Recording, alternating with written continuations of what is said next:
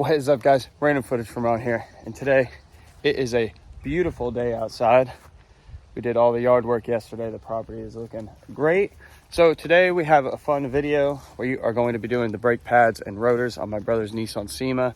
This really isn't going to be a how-to video. Brakes are pretty simple, but I figured, just bring you guys along. It's the first car project we've done in a while. So let's get over to the garage and, like every other video, move 10 vehicles so we can get ready to start work. All right, see you guys in a few.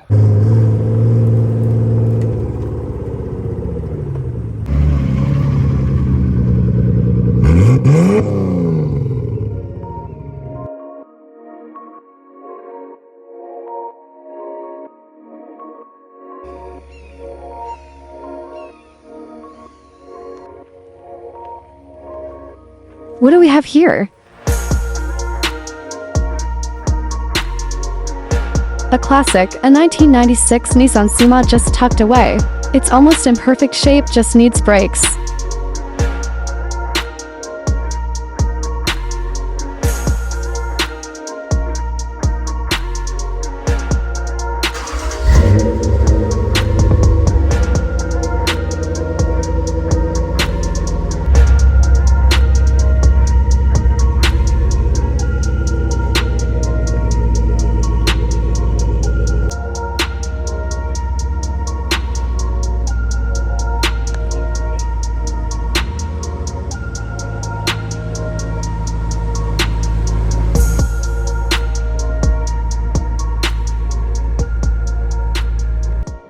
Well, I hope you guys enjoyed that little Forza, fun clip we just filmed.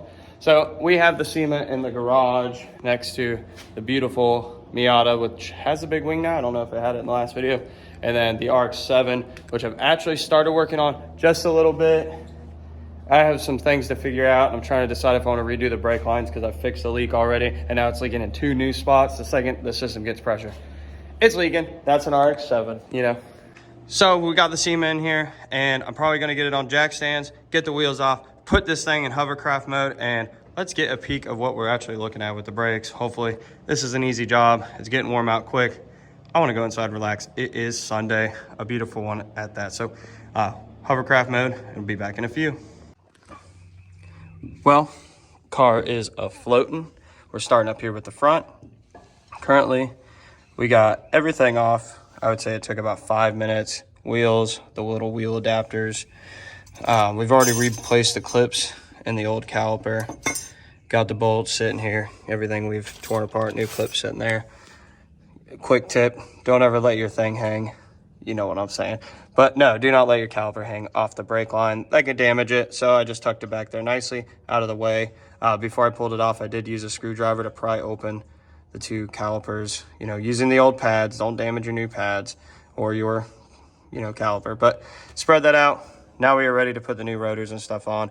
While we're in here, we're also going to be checking our speed sensors because he does have an ABS light. So I'm going to get on this. I'm going to check this stuff out, and we'll be back in a little bit once we make a little more progress. Man, oh man, the new stuff always looks so much better. Just for direct comparison, new versus rusty old. So let's do some YouTube magic and get this one done. So bam. So now the whole front is buttoned up. I would say that this has took us roughly 30 minutes. 30 minutes is the number that was in my head. So we are going to put both wheels on and then zap over to the back. This has been relatively easy. It's 2 bolts, you pull this off, 2 bolts, you pull that off. You have to hammer around. Then the rotor falls off. Put the new rotor on. We use the wheel adapter to hold it in place. Yes, we torqued all those to spec. Then you put on the bracket, grease the things, new clips, put the pads on, use the compressor spreader to get the pistons, give us some room. Put that on, bolt it all back up, torque everything down.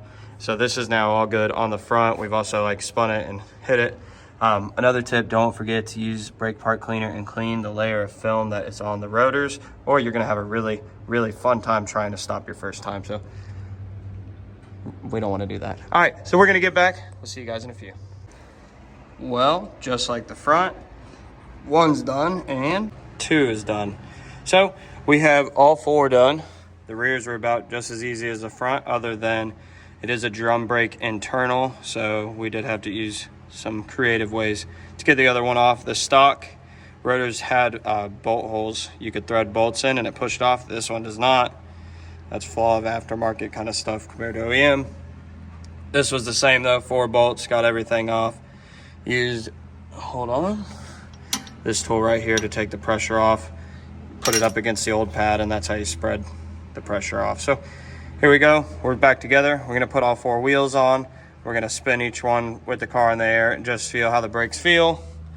And then we'll get in the car, go for a drive, check it out, do the bedding process, and we'll see how it is. Get back with y'all in a few.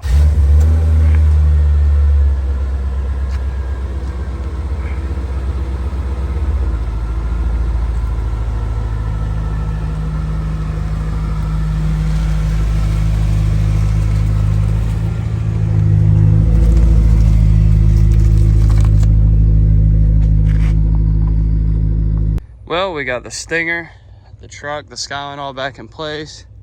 Miata's looking pretty. Sam's looking jitty. And we got the Cima. We're about to go take it for a drive. Just see how they feel, make sure everything feels right. No squeaks, no pops, no bangs, no weird feelings, no weird noises, no weird shakes. And then, man, look how good that looks. Scenic videos in the driveway. We're gonna get some ice cream, so we'll see you guys in a little bit. All right, this is the first time he's hitting them. Slowing down. How do they feel? Feel pretty strong. Go ahead, you can hit them again. Yeah. Ooh, wow, we're stopping quick. Holy crap. So I did drive it for about a mile before anybody else drove it, just to make sure we didn't die. They do feel great. I was pretty happy with them. Jonathan seems happy with them. Now it's ice cream time. See y'all in a little bit. Well, guys, Cima brake job went good. Cima stops, no issues. We're back home. We just tidied up the garage a little bit, tinkering with the Skyline a little. There's a little bit of fluid leaking, so we're just trying to keep an eye on if it was this car or the Cima. We're not sure. Both cars leak power steering fluid, so, you know, 90s Nissan things.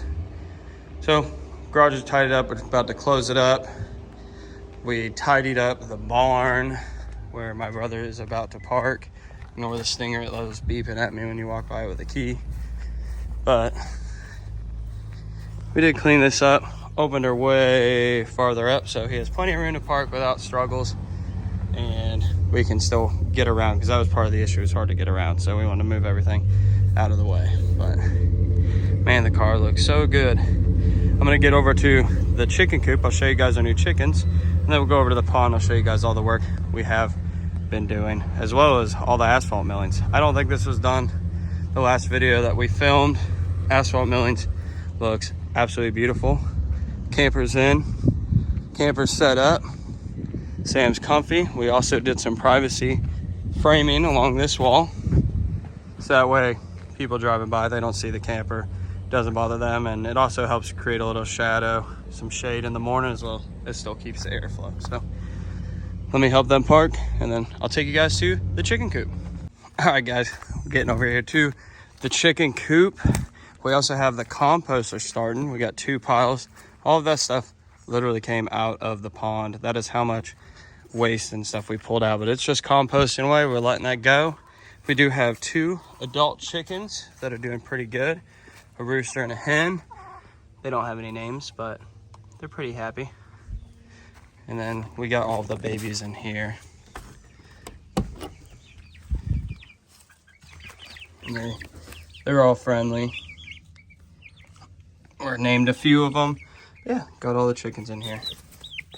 They're always trying to escape, but that's what they do. They're chickens. Once they get a little bigger, well, actually probably free range them. We're just, you know, you don't want them to get picked up by a hawk or anything. And then, yep, the big chickens, happy as can be. So we'll get to the back, and we're in the back. So we've actually done a lot of work out here, including installing French drains through this whole area to kind of help eliminate the flooding over here. Ever since we've done it, we've only gotten like 2 or 3 rainstorms, but it has not flooded over here at all. We also did one right behind the back deck. For some reason, a low spot was right here. French drain to the pond, no more flooding. We've also been steadily raking out duckweed, the algae, the grass, and all that out of the pond. It has been, we probably put 40 to 60 hours worth of man hours into this pond. And it doesn't look much better, but it's getting there. They say duckweed doubles in size every day or two. So that is a constant battle. We do have a bass and a warmouth in here now. So hopefully that starts helping. I do throw goldfish in there once a week just to kind of keep it stocked. And yeah, here we are. A beautiful property, steadily doing work. These boys are about to be out here playing foosball with the friends. Well, yeah, hopefully you guys have enjoyed this video. Like always, thanks for watching. Remember to leave a like, comment down below. You want to actually see footage of the house projects or not really? Let me know. And if you want, leave a subscribe. I always appreciate it. See you guys.